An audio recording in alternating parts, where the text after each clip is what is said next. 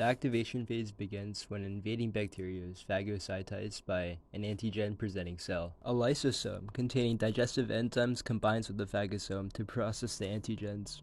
The processed antigens combine with the MHC class II proteins and then are presented on the surface of the APC. Helper T cells recognize the displayed antigen on the APC and then bind to the MHC class II antigen peptide complex.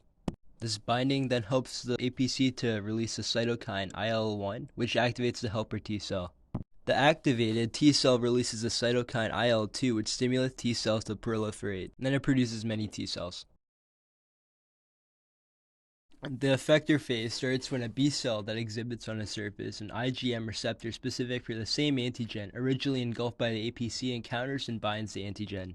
The B cell engulfs the complex by receptor-mediated endocytosis. This phagosome containing the antigen fuses with a lysosome. The antigen is processed.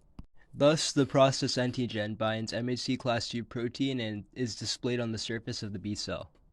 Then helper T cells bind to the displayed antigen on the surface of the B cell, causing the helper T cell to release cytokines. The cytokines stimulate the B cell to divide and proliferate into identical B cell copies.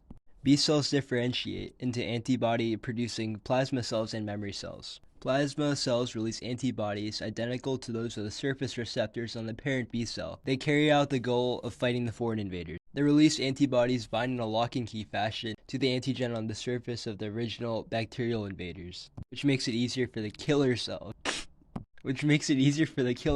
to attack and destroy the bacteria by phagocytosis and release the proteins that causes the direct lysis of bacteria.